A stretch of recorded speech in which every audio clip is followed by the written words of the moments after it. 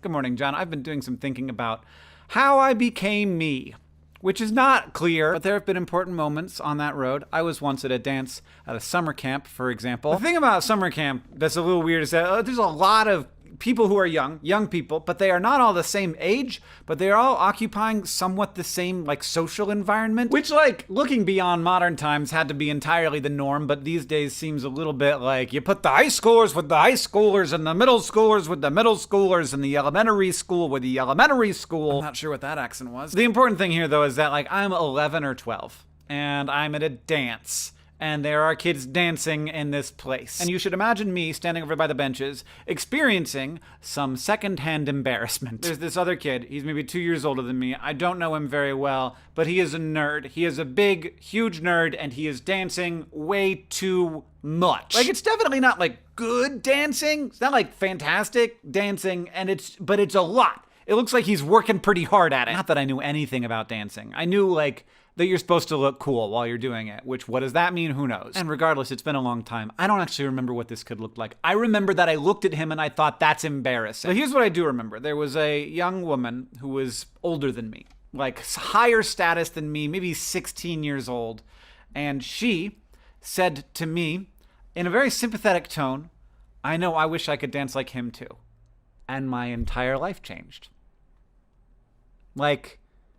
What? Not only did she think that he was a good dancer, she couldn't believe that I was looking at him for any other reason. She had misinterpreted cringe for envy. So here's what happened. From that day forward, I was never anyone but my true, authentic self, and I did absolutely everything I felt I should do, and everyone loved me for it. No, none of that. What I did do is I took what she had offered, though I don't think that she meant it as an offering. I took it, and I believed her.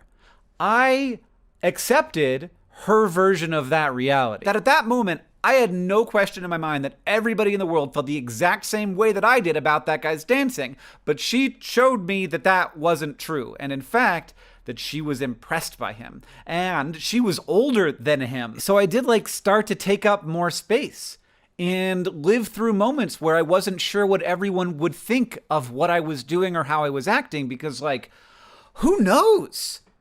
Who knows? I let her be one of the voices in my head. Certainly not the only one, but one of them. If you go bigger, if you try harder, some people are probably going to think, wow, that is so cringe. But some people might think, man, I wish I could dance like him too. Neither of those people, the dancer or the commenter, remember that moment. I can guarantee you that because I remember a tiny fraction of the moments of those years. Here's the real wild thing. They might very well know who I am now, because they've seen Crash Course or something, but have no idea that they met me in 1991. And yet those two people who had no idea what they were doing, I think had a pretty big impact on me because putting myself out there is not natural for me.